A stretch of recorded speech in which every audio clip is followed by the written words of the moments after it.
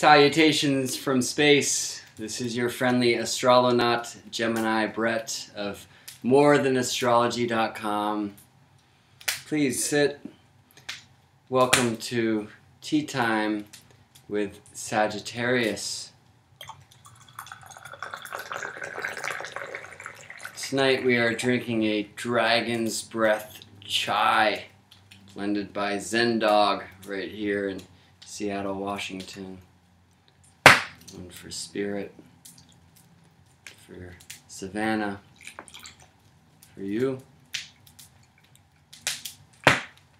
and a cup for the astronaut.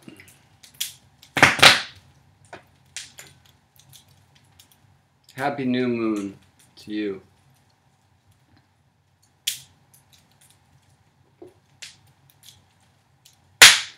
Sagittarius MoonGame. Time to plant seeds of intention that purge Sagittarius shadow and anchor Sagittarius light. What is Sagittarius? It's the fire. What is Dragon's Breath? It is the fire, the element of spirit, of will. Sagittarius, in the traditional systems, a mutable sign. The last signs of a season as Sagittarius is the last sign of autumn. These signs shamanic astrology calls service to spirit. So Sagittarius serves spirit in the fire through the intuitive pursuit of truth. It is the nature of the seeker, the vision quester, explorer, the traveler. It is the way of the philosopher. It is asking the big questions, the best questions, those that cannot be answered. Who am I?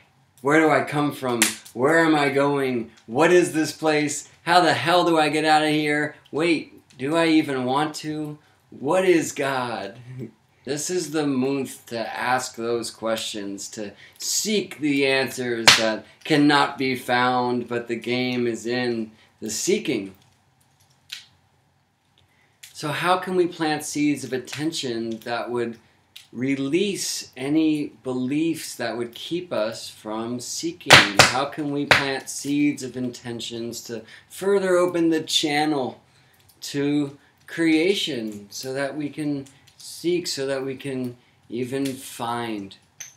When Sagittarius climbs the mountain, not for the reason that fiery Aries climbs. Aries climbs because the mountain must be summited. It's the initiation energy, the pioneering spirit. I will stake my flag in the peak. No, Sagittarius climbs because at the peak there is a greater view of all that is. And so Sagittarius climbs slowly, honoring that there are many paths to the peak, and that everything along the way should be taken in. They are part of the path. And I like to say the great thing about the path is you cannot leave it. You are always on it. But there are faster ways to climb, and ways that will keep you from getting to that top in time. And this is well demonstrated by the many idiots who are running around the mountain's base yelling to the climbers, hey, you're doing it wrong. You know, the fundamentalists. And that comes alive in this month's game. So let's look at the chart.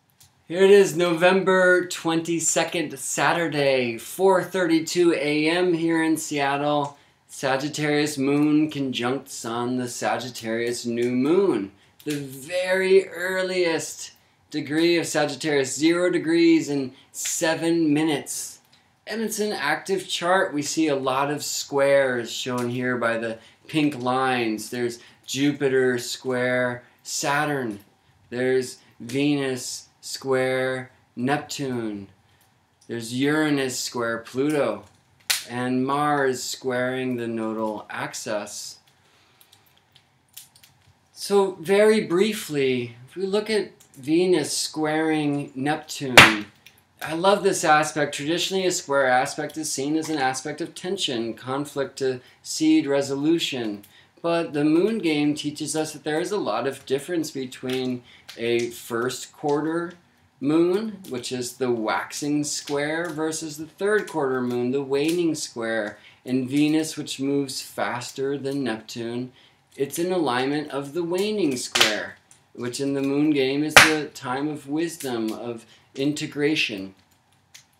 Venus was conjunct Neptune in Pisces in April of 2014, I believe April 11th, and since that time she made her first quarter square, she made her opposition or illumination, and now she's in this place of the third quarter square, the waning square, the place of wisdom, having gone through 3/4 of the cycle between these two planets. Venus is the goddess. Spoke about her a lot last month as she was just undergoing shamanic death and rebirth. She's still in the underworld. She still cannot be seen, still too close to the sun, behind the sun from Earth's view. She is reborn this month, December 4th, when she reaches 10 degrees separation from the sun. But you can see on this chart the time of new moon that she's 7 degrees away. So still in the underworld. But the Phoenix is rising. Venus ingressed from Scorpio, where she had her death and rebirth quite appropriately, into Sagittarius last week. And she is making this waning square to Neptune. It was exact a few days ago. To me, there's this experience. The goddess met Neptune, the planetary protector of the Piscean mysteries, and said, yes, I am on a quest of mysticism. Teach me. And now she's on the way towards the end of the cycle where wisdom comes in. The Phoenix rises. So the Phoenix is often associated with Scorpio, as it should be. I mean, it's the death and rebirth, but very much that rebirth process through the fire, being reborn, ascending again. This is the nature of Sagittarius, the nature of the seeker. Likewise, Jupiter, which moves faster than Saturn, is in the waning square alignment. Jupiter and Saturn were conjunct in May of 2000 in the sign of Taurus. And now with Jupiter in Leo and Saturn in Scorpio, they reach the third quarter square, which won't be exact until next year, as Jupiter will go retrograde on December 8th and direct on April 8th, 2015, and later make the exact square. But this is a pretty strong alignment. And so there's wisdom. You know, they planted their seeds in Taurus. That's a long trip we won't really get into, but there's participation between these two planetary energies. Jupiter, mysticism, opening us up, is the traditional ruler of Sagittarius and Pisces alike. Now in Leo, playful self-love, honor, valor, courage, sovereignty, working with Saturn and Scorpio, which for me has been 3 years of giving us the opportunity to rewrite the rules around experience and expression of the deepest emotions, passions, desires, the Scorpio stuff. That's alive as well in Mercury square Jupiter. Now that square is the waxing square, the square of conflict to seed resolution. Mercury in Scorpio at this time of Sagittarius new moon, the mind is on the ways of the heart. It's still doing the Scorpio thing. And it's heading into Sagittarius. Mercury will ingress into Sagittarius this week. But there's some conflict. How can I express the nature of my passions and my desires in an honorable way? Uranus square Pluto. I'll talk more about that in a bit because that is huge in this month. But let's move along into the first quarter moon, the week of tension to the intentions we set around the nature of Sagittarius, the week of conflict to bring in resolution. And see that the moon is entirely conjunct Neptune at the time of first quarter moon this month, which is Saturday, November 29th, 2:06 a.m. here in Seattle. Libra's on the rise here in Seattle, as Libra is rising in Seattle, at least on the West Coast, at least during Sagittarius new moon. So Moon and Neptune together in Pisces, and they are square to Sun, they're square to Mercury, and it's the week of tension. So how can Pisces possibly bring tension to Sagittarius intentions? Well, now, when we look to the week of tension and the archetype of tension in this month, it's Pisces, we're meant to honor its shadow. I want to give an example from last month, the Scorpio month. It was October 28th. It was just before the first quarter moon and the week of tension began, but there was a synchronicity in outer realm happenings that I felt very much aligned to the Scorpio month MoonGame, where we planted seeds of intentions to honor the ways of Scorpio, the authentic, awakened, open human heart. Let's watch a little movie. 5, 4, 3, 2, 1. And this is a rocket, as you can see. It's an Antares rocket that was carrying a payload to the International Space Station. A payload called Cygnus. And it exploded. Let's talk about fire. Now, it was an unmanned rocket, fortunately. But this is how I feel it very much spoke to the Scorpio MoonGame. Because last month, the first quarter moon, the week that began with tensions to Scorpio intentions, was in the sign of Aquarius. Now, Aquarius has these beautiful intents, cosmic expansion, exploration of collective consciousness, of astral intelligence. But in the week of tension, we're meant to look at its shadow. So what is the Aquarius shadow? Well, one of them is avoidance. It can be so mental that it's running away from the ways of the heart. And this is what I saw in this explosion of this Antares rocket. Why? Because Antares, that's named after a star. The bright red star, one of the Bedouin stars, the most magical stars, that is the heart of the scorpion.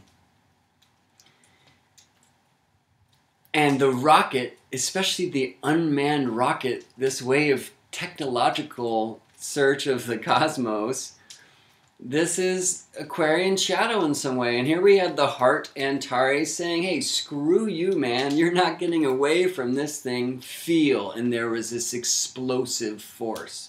And interestingly enough, quite a synchronicity this, the explosion was at 10:23 p.m. in Florida where the rocket was launched. 10:23 was the numbers of the Scorpio new moon, which happened on October 23rd with the Scorpio solar eclipse. So how about that? I found my way in the week of the full moon, which happened in Taurus last month, to Maui and climbed into the stars on Haleakala, a volcano there, which has been dormant for a time. Its peak is at 10,000 feet, but when I read the sign at the summit, 10,023 feet. So we had October 23rd, Scorpio solar eclipse, 10:23 p.m., the Antares rocket explosion, and 10,023 feet. I live in a strange world. So I bring that in to say that it's the shadow of Pisces that we're meant to look into at this time of first quarter moon. Now, Pisces is about mysticism and spirit, compassion, merging. How can there possibly be a shadow in that? Well, one is martyrdom, and that comes into the picture. But the one I really want to speak about relates to this age-old mantra for the Pisces mysteries was, I believe, I believe. And I have this thing about Sagittarius where I say, seeking is not believing. I mean, these many idiots running around the mountain's base yelling to all the climbers that we're doing it wrong. Who are they? They are the fundamentalists. And we hear that word and we think religion. Well, what about the religion whose practice is anything but religious, right? Atheism, that's religion. Scientism, this is a cult. This is the religion that I came up in thinking it was not religion. So perhaps ism is a better expression than religion to this nature of belief that would keep us from seeking. Because seeking, finding truth, does not come from belief that we already know it. I posted last year at this time that seeking is not believing, and had a beautiful response from a great friend that said, well, what if we seek because we believe? And I contemplated that for a time, and what I found, at least from my own experience, is that we must release belief to seek. But once we seek, we just might find, and there we find true belief, which in a word is faith. And I say that that's probably the resolution, that conflicts of belief, perceptions, commandments we live by, the rules, whatever, would limit us from the true intentions of Sagittarius seeking. And I think that's why we see so much energy between Pisces and Sagittarius on this first quarter Muth chart. So the nature of belief. One of my teachers, the great philosopher Neil Kramer, says this about belief. He speaks about the anvil and the feather. When we are raised in a very rigid belief system, we develop this anvil of belief we carry around with us, and it's so heavy. And we become addicted to it. We become so accustomed to it, used to it, we need it, that if we find that pieces of this anvil are not true, or perhaps the entire anvil, we can't put it down. It has become part of us. We're carrying this weight of belief. And he says that's not the way. No, take truth, take belief on as a feather, and put it in your cap. And then if you find that it no longer serves you, or you find higher truth, it's not easy to just yank it out, let it fly in the wind, right? So instead of carrying anvils of belief, find the feather. And carry the feather, and only the feather. And so I feel this first quarter moon is addressing that. How can we release belief so that we can truly connect these intentions of seeking intuitive truth, of philosophy?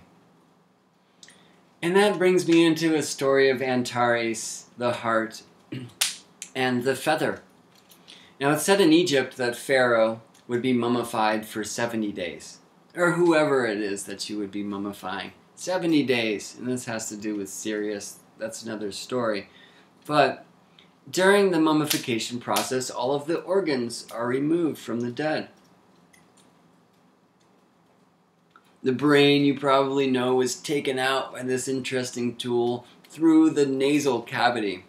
All the organs were removed except for one, the heart. Because in Kemet, the land which we now call Egypt, it was known that the heart was the seat of consciousness and of the soul.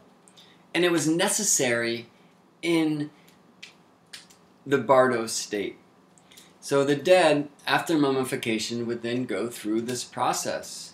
At first, having to stay off many demons to keep them from attacking.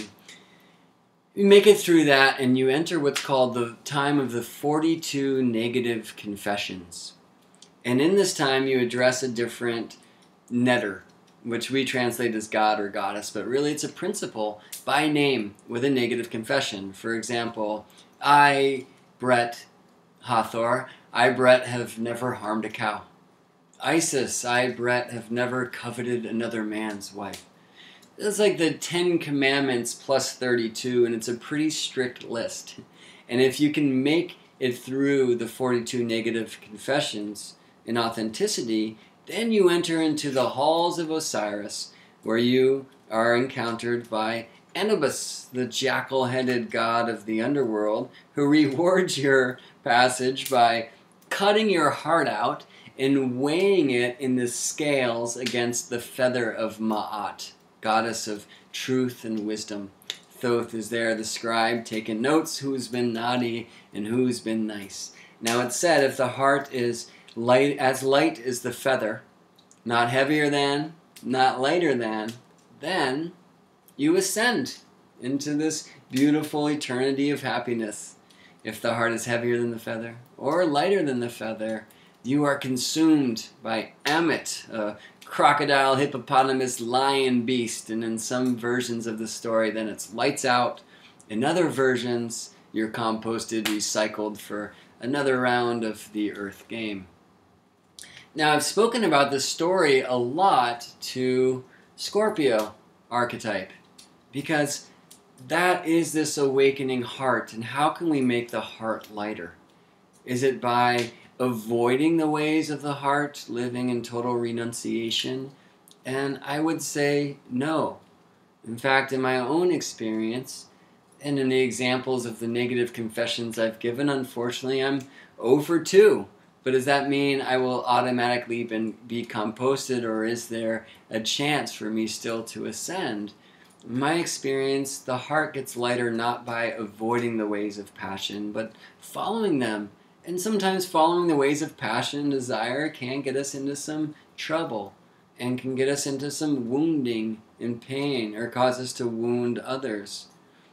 But then, when we are welcoming wisdom, we find that the nature of vulnerability is necessary to address these wounds. And as we do, and this is done through forgiveness of others, knowing that things are not done to us, they are done for us. As we do for others, then we can forgive others. We can forgive self, especially, and the heart grows lighter, right? And so for me, that's been the study in this quest, to make the heart lighter so it can be as light as the feather of truth and wisdom. Well, last summer, I was recording a reading in Joshua Tree, California, under a brilliant sky, and this story is alive in the sky, because we have the scales, all right, and on one side, the scorpion with that bright star Antares, and then on the other side, a very bright star called Spica. And Spica is traditionally shown as the shaft of wheat of the Virgo constellation, but I see it now as this feather of truth and wisdom. So on one side the heart, and the other side the feather. And at this time, Saturn was right at this bright star of the scales called Zubin el-Janubi. And so I recorded this story about making our heart lighter. And I looked up at Saturn and I said, nailed that one, right? And I heard, you're good at math. And I said, okay, what the hell is that about? And I asked for more, and static was on the schizophrenic talking to planets line. So I sat and I contemplated there in the desert under this beautiful sky. And I realized, yeah, math, I've only been working on half the equation. I've only been working on the heart piece, making the heart lighter. What about making the feather heavier? And the feather is truth and wisdom. And as we seek, we find truth, wisdom, and the feather grows heavier, and the scales then can be balanced. So in that process, I also learned that actually, yeah, there is an opportunity to be in the halls of Osiris and to have a heart that's lighter than the feather. I didn't believe that was possible before. And I see that now as actually some shadow of Sagittarius. In Sagittarius, the seeker, the path to the peak sometimes is best walked alone. Sagittarius is one of the 2 archetypes that shamanic astrology considers renunciate. And so we can look to these absolute spiritual renunciates who are avoiding all ways of the heart. Ash-covered, chanting to Shiva, growing the dreadlocks, avoiding sin at all costs so that they will ascend. And at least in this story, it ain't going to happen, because they're going all feather, there's no heart in the thing, and they get eaten by Amit as well. So contemplations that have come in are asking me in my life, is this heart or is this feather in all that I do? And if it's more heart than feather, how can I bring more feather to it? If it's more feather than heart, how can I bring more heart to it? And so it's necessary also in this moon game that we don't forget the lessons of the last month.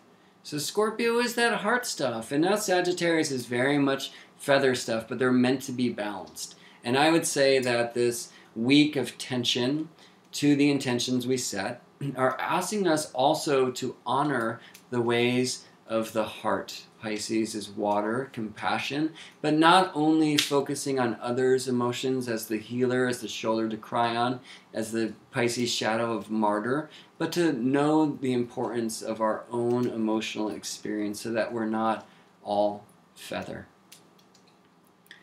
So we move now to the time of full moon, the week of illumination to the Sagittarius seeds we plant. And the full moon will be in Gemini. 14 degrees, 18 minutes. This is Saturday, December 6th at 4:26.5 a.m. here in Seattle. So moon in Gemini in opposition to sun in Sagittarius. Now this term of opposition I don't like so much. It carries so much negative connotation when really it's the alignment of full moon. It's the alignment of illumination. So how does Gemini illuminate Sagittarius? Well, Gemini, like Sagittarius, shamanic astrology calls a service to spirit. And they both are in a quest for truth. Sagittarius, intuitive pursuit of truth. Gemini, intellectual pursuit of truth. So in that first quarter week of tension, releasing the belief, we might be open to finding new truth. And perhaps that brings us into the Gemini stuff, into the books, into the stories. Communication. Gemini also has this beautiful imagery of duality. And why do I call that beautiful?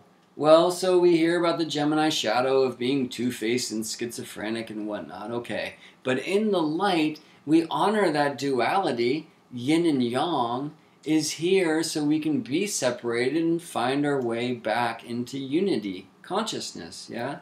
That line between the yin and the yang. Is it yin or is it yang? Well, I say it's neither, and it's both. And so we can walk the dark path. Some say that's faster. We can walk the truly light path with the shining sword of Gabriel, I cut thy demons. But Gemini reminds us, no. Anchor the light. Anchor the love into your heart. But stay in the gray so that you can see the darkness, so that you can see the light, which are both parts of the divine, all parts of all that is. And it feeds each other. And so I love this aspect of Gemini moon in illumination to Sagittarius sun. You can see Mercury is right in that picture. And they are in what's called a T-square to Chiron in Pisces. Chiron, the shaman healer in the house of Piscean healing. And this T-square pointing to the missing sign, the hole that would complete the grand mutable cross, and that's Virgo. We'll find our way there in the third quarter moon. But another thing in this T-square is it's moon, Chiron, sun, but also Mercury. Mercury, right next to the sun. Mercury is deep in the underworld. It cannot be seen.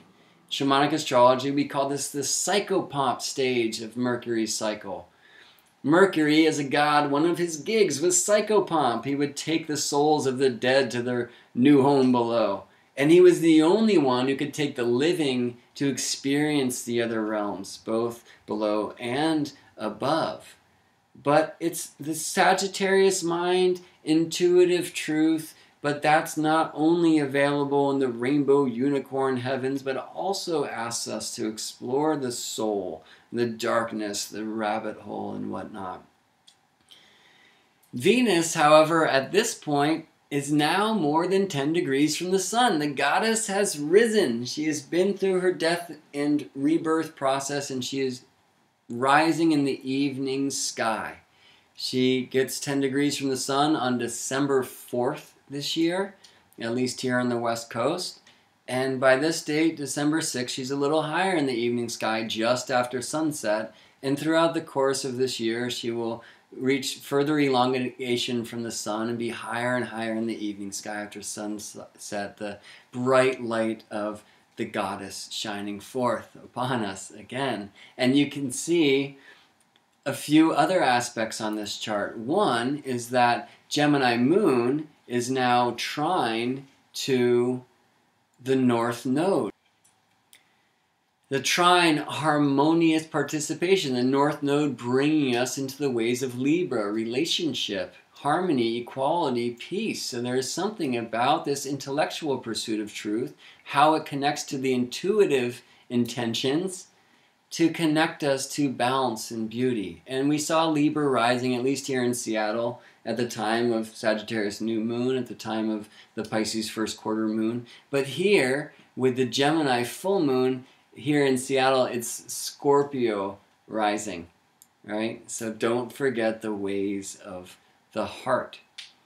And there's many other aspects we could talk about. One that's very interesting to me is this Sun trine Uranus, Mercury trine Uranus. Production, communication between the fire, the nature of seeking, and the way of the revolution of will. This is Uranus and Aries, the revolution of self, reclaiming our fire. And Uranus square Pluto getting very strong. If we go to the third quarter moon chart, which we will now, the Uranus-Pluto square shown here is now very strong. In fact, it is that day, December 14th at night here on the West Coast, when Uranus will make its 6th exact square to Pluto. 6th of 7 exact squares. The first one was in summer of 2012. The last one will be in March of 2015. And here on December 14th, the day of the third quarter Virgo moon to Sagittarius sun, we will have the 6th exact Uranus-Pluto square. Uranus revolution, Pluto evolution, this square alignment, this is the waxing square, the tension between these two very strong agents of change. It has been producing revolution and evolution within and without.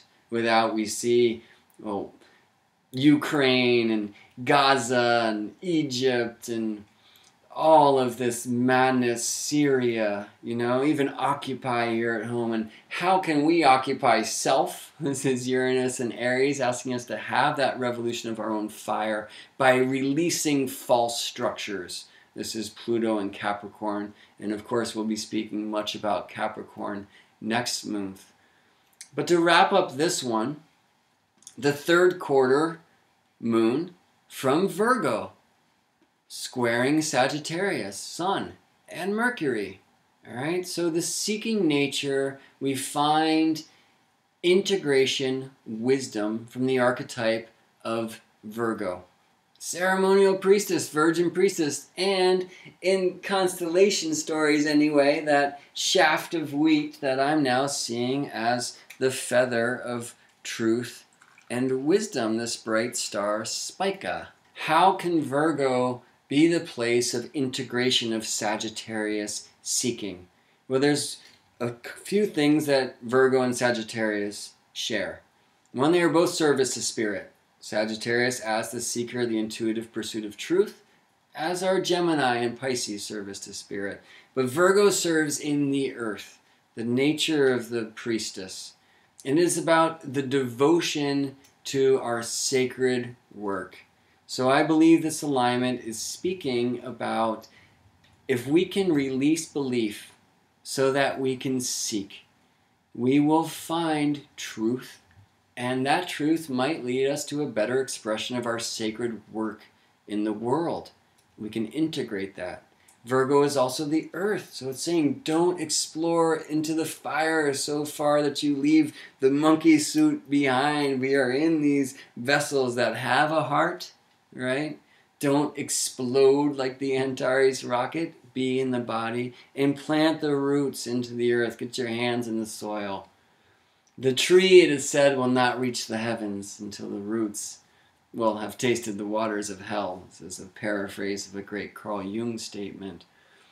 And I think also this nature of Scorpio rising, at least on the West Coast, is reminding us, again, not to leave the heart behind, because Virgo is the other one of the 12 signs that shamanic astrology calls renunciate, Virgo and Sagittarius. And So one thing we might find wisdom here is that, hey, renunciation, finding that relationship with spirit, that's beautiful, but do not forget that we are monkeys here to pick the bugs out of each other's hair and be together in relationship. This is North Node in Libra. This is a time for us all to be pursuing balance, equality, harmony in the ways that we relate and communicate with others.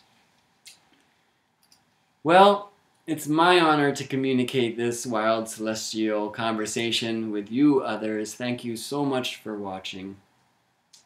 This is your friendly astronaut signing off. I will see you on the mountain. Let us seek. Cheers.